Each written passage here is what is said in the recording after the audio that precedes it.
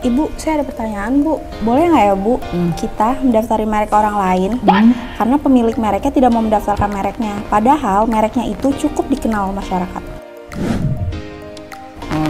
Nah ini nih, jadi ini satu tantangan ya sebenarnya ya, bahwa memang ada beberapa kalangan masyarakat atau pelaku bisnis itu masih ada yang kurang sadar bahwa perlindungan merek itu sangat penting begitu.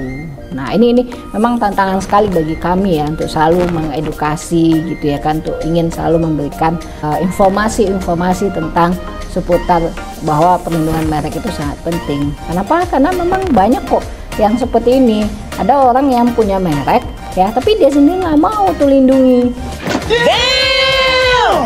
Benar-benar nggak mau, bahkan sudah nyinyir kita ngomong gitu ya, kita kasih tahu baik buruknya semuanya ya, dia tetap nggak mau tuh lindungin, padahal kita tahu itu sendiri bahwa mereknya itu mungkin usianya udah belasan atau mungkin puluhan tahun begitu, karena usaha yang turun-temurun cenderungnya begitu ya gitu, dan masyarakat sudah mengenali ya merek tersebut. Nah orang ini sering tuh nggak mau tuh daftarin, karena kadang saya nggak ngerti juga di mana kok kenapa masih tidak mau begitu ya.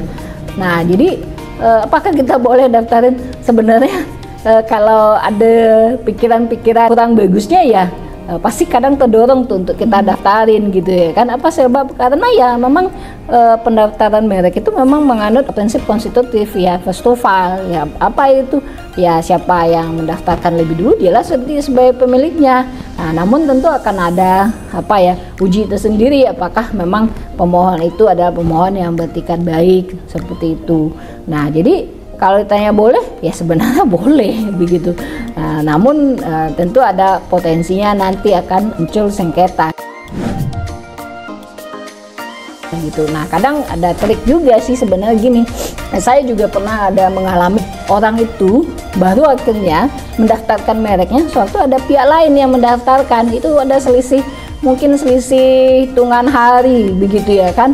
Nah akhirnya dia baru tergopoh-gopoh untuk segera mendaftarkan, tapi dalam posisi itu dia menjadi pendaftar, bukan pendaftar yang pertama, jadinya dia pendaftar setelahnya. Nah ini kan harus menempuh upaya-upaya lain nih, misalnya dia harus mengajukan keberatan seperti itu, dan dia pun juga bisa diajukan keberatan gitu. Akhirnya ada mengajukan keberatan, akhirnya ada menyanggah, menerima sanggahan. Nah ini kan prosesnya cukup banyak jadinya, proses yang harus dia lalui begitu. Nah jadi sebaiknya ya kalau memang anda itu pemilik mereknya, lindungilah gitu. Kasihan sekali. Mungkin kalau anda sekarang adalah pelaku bisnis yang diwariskan oleh keluarga begitu ya, oleh orang tua, kasihan itu ya. Mungkin kalau dulu orang tuanya bisa saja kurang atau belum mendapatkan informasi yang jelas, tapi kalau sekarang kan informasi itu lengkap tersedia begitu. Kenapa nggak diambil juga langkahnya begitu? Sudah banyak kok kasus-kasus orang mengalami kerugian yang sangat besar karena akhirnya bersengketa terhadap mereknya begitu ya. Sebaiknya daftarkanlah ya, daripada nanti muncul masalah yang lebih besar di kemudian hari begitu ya. Oke Bu, makasih banyak Bu. Ya.